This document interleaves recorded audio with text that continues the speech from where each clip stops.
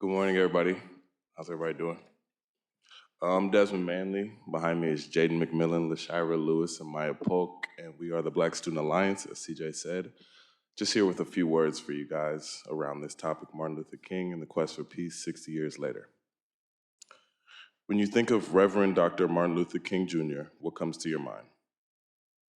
For most people, it's likely the marches he led and the unforgettable speeches he delivered, as those were times he brought his passion for civil rights to the streets.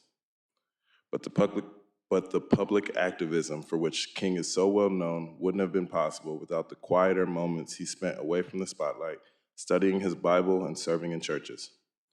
His religious upbringing and work as a pastor shaped him into the unforgettable leader he became that we remember. Many times, the Reverend in his title is overlooked, and people are not knowledgeable on how the church helped Dr. King rise into a position of such strong influence.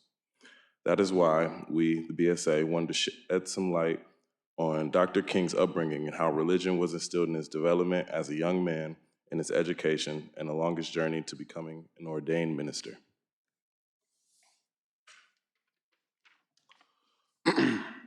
Born Michael Luther King Jr. on January 15, 1929, in Atlanta, Georgia, he was the second child and first son of Baptist minister Michael Luther King Sr. and his wife Alberta.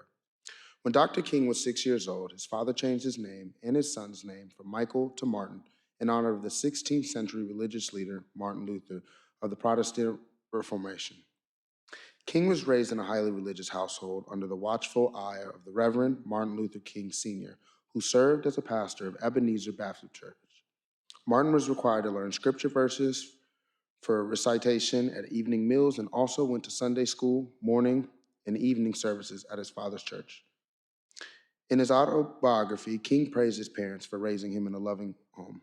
He wrote, "It is quite easy for me to think of a God of loving mainly because I grew up in a family where love was central and where lovely relationships were ever present." In 1944, King graduated from high school early, and after passing the entrance examination, enrolled at Morehouse College at the age of 15.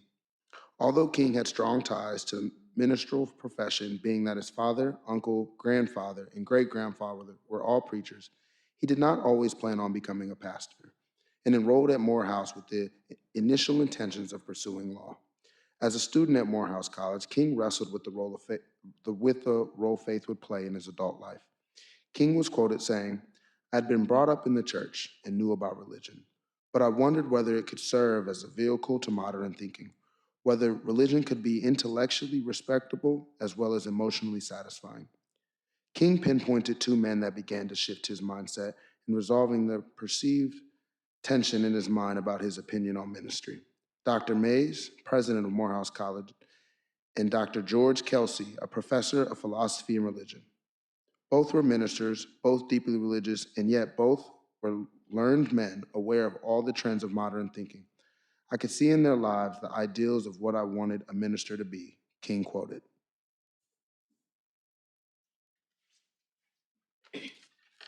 Upon graduating at Morehouse College, King directly transitioned to Crozer Theological Seminary, where he studied the writings of a wide range of pastors and activists.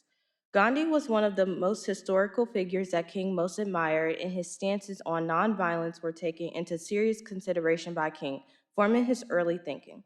Upon graduation there, King continued his theological education at Boston University, pursuing his doctorate. King experienced with preaching occasionally during his time at Boston University at his father's church in Atlanta, Ebenezer Baptist, but became a full-time pastor in Montgomery, Alabama at Dexter Avenue Baptist Church following his graduation.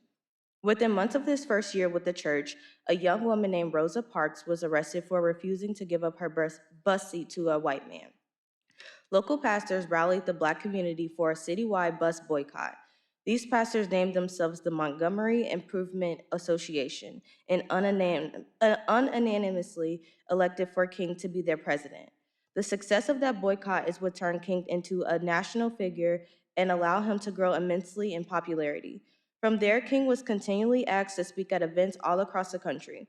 King was wise enough to leverage his following and launch the Southern Christian Leadership Conference, which coordinated the work of the civil rights groups across the South.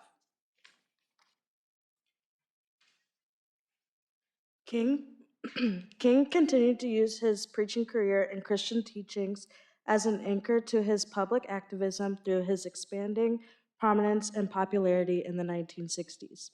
King's approaches to capture civil justice and his nonviolent attitude towards those who caused harm to his people inspired millions during his life and even after.